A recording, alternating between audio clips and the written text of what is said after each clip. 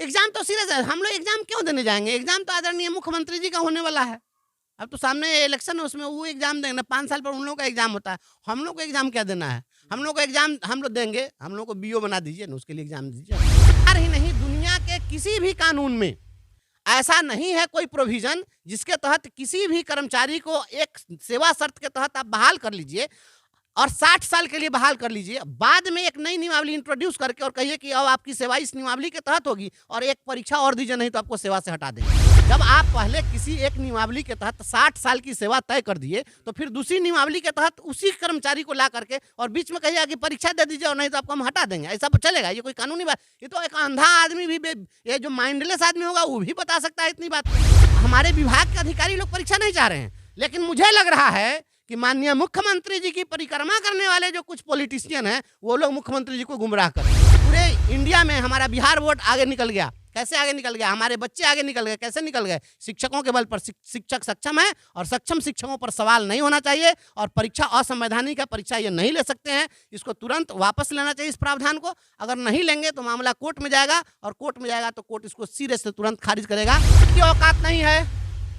यह देश संविधान से चलता है, संविधान से ऊपर कोई नहीं है। संविधान में ऐसा कोई प्रोविजन है ही नहीं कि आप किसी को एक बार 60 साल के लिए बहाल कर लीजिए और बीच में एक नई नियमावली उस पर थोप क्या कहिए उसका बाहर जाइए।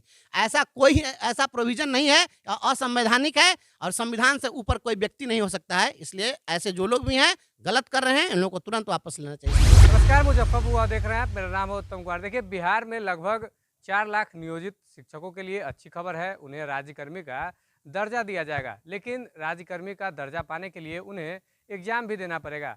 पूरे मामले पर बातचीत करने के लिए हमारे साथ बंशीधर ब्रिजवासी जी हैं, इनसे बातचीत करेंगे और जानेंगे क्या कुछ कहिएगा। अब तो राज्यकर्मी बनने का दर्जा मिलेगा, एग्जाम देना पड़ेगा। यह तो हम पहले ही कह दिए थे कि राज्यकर्मी का दर्जा इनको देना होगा। राजकर्मी का दर्जा ये ऐसे ही थोड़े दे रहे हैं, इनको तो देना है। हम तो कह दिए थे, ये लोकतंत्र है ना, तो ये देना है। लेकिन अब ये जो परीक्षा की जो बात आ रही है बीच में कि परीक्षा आयोजित की जाएगी, यह परीक्षा का प्रोविजन असंवैधानिक प्रोविजन है। यह प्रोविजन आप नहीं बना सकते हैं। इसलिए नहीं बना सकते हैं, परीक्षा हमें देना है नहीं देना है वह एक अलग बहस का मुद्दा है।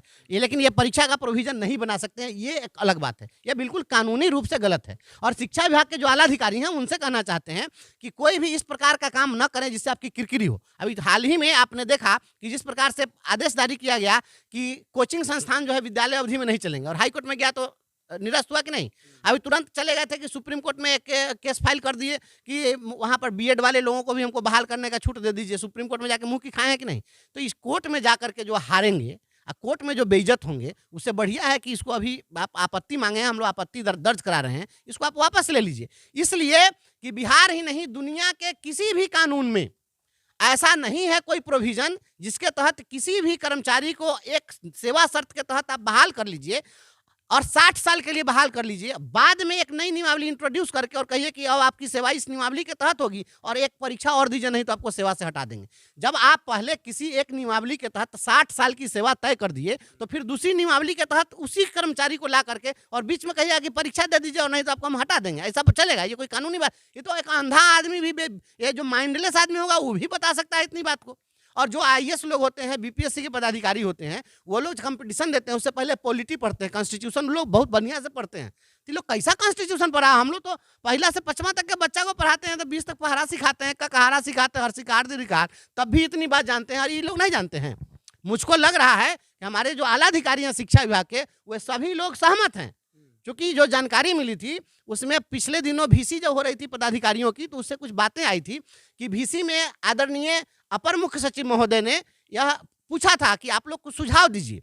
तो शिक्षा विभाग के हमारे जिला स्तरीय पदाधिकारियों ने सुझाव दिया, उसमें किसी ने परीक्षा की बात कही थी तो आदरणीय के पाठक जी ने सिरे से खारिज का कहा कि नहीं, परीक्षा नहीं होगी, परीक्षा वाली बात फालतू है, जिंदगी भर से परीक्षा देगा।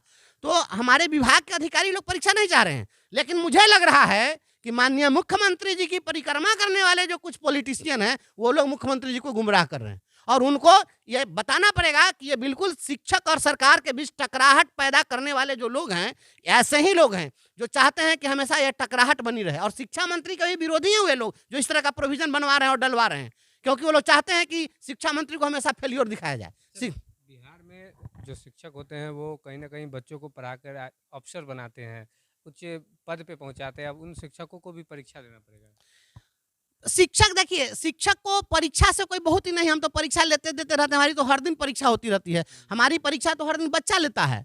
हम तो सतत और व्यापक मूल्यांकन की बात करते हैं। सतत और व्यापक मूल्यांकन हमारे शिक्षण का एक अंग होता है, जिसके तहत हम बच्चों को हमेशा पढ़ाते हैं और कभी भी उसका फीडबैक लेते रहते हैं कि इसके व्यवहार में कितना परिवर्तन हुआ, इसके लिखावट में कितना अंतर हुआ, याद कितना किया। और बच्चा भी हमारा मूल्यांकन करता है, वो भी कैरिकेचर करता है कि अमुक टीचर जो हैं ऐसे पढ़ाते हैं, वो ऐसे बोलते हैं, है ना। तो यह हम लोग का तो चलता रहता है। लेकिन इस तरह की परीक्षा, जो प्रतियोगी परीक्षाओं की बात होगी, तो इससे कहीं ना कहीं शिक्षा विभाग को नुकसान होगा, बच्चों को नुकसान होगा। क्योंकि जो शिक्षक अपनी परीक्षा की तैयारी में लग जाएगा तो बच्चों की परीक्षा की तैयारी क्या कराएगा, खाक कराएगा। और यह आपके चैनल से हमें बताना चाहते हैं कि जवाब तो शिक्षा विभाग के अधिकारी लोगों को देना चाहिए कि मैट्रिक का रिजल्ट आया, इंटरमीडिएट का रिजल्ट आया, बिहार सरकार पीठ थपथपाई कि नहीं अब हमारा रिजल्ट बहुत आगे चला गया है, बच्चे 80% 90% पास कर रहे हैं, इतने फर्स्ट डिवीजन से पास कर रहे हैं, तो इसको कौन पढ़ा दिया है? मद्य निषेध विभाग का सिपाही।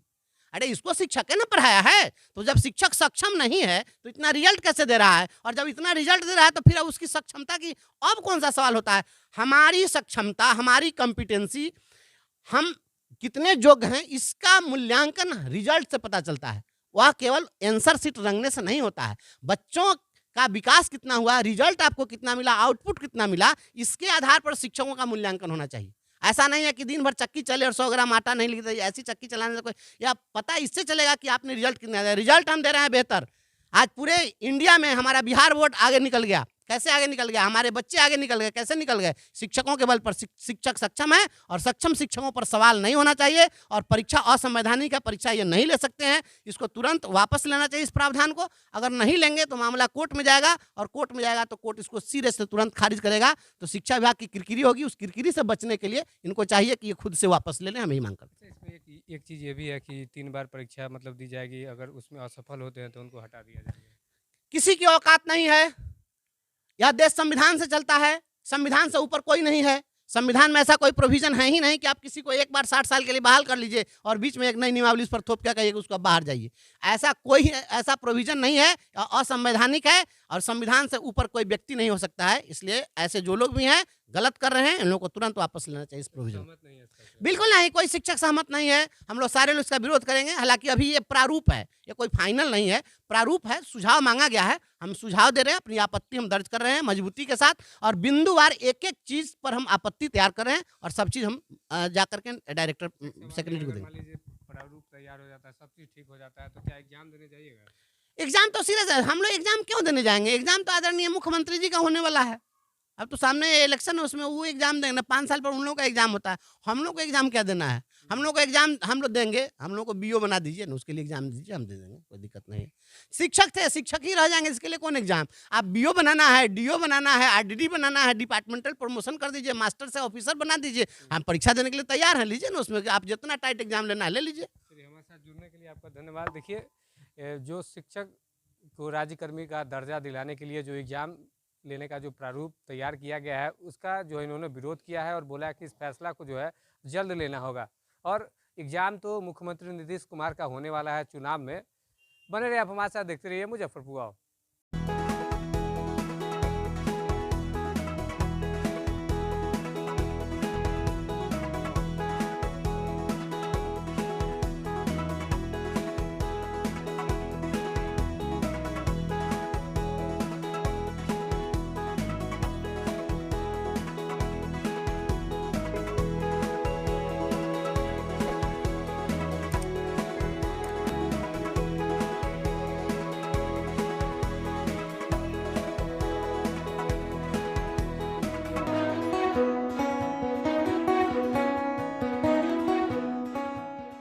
सुप्रसिद्ध बिहारी मोमोज अब पटना के बाद अपने शहर मुजफ्फरपुर में, जहां मात्र 39 रुपए से आप ले सकते हैं लजीज मोमोज का लुत्फ। यहां आपको मिलेगा अफगानी मोमोज, चिल्ली मोमोज, चिकन मोमोज, कुरकुरे मोमोज, साथ ही साथ बर्गर, रोल, चिल्ली आदि। हमारा पता है city life mall, ICICI bank के सामने, क्लब रोड, मुजफ्फरपुर। ग्राहकों को 250 से ज्यादा के ऑर्डर पर 3 किलोमीटर रेंज में फ्री होम डिलीवरी की भी सुविधा है।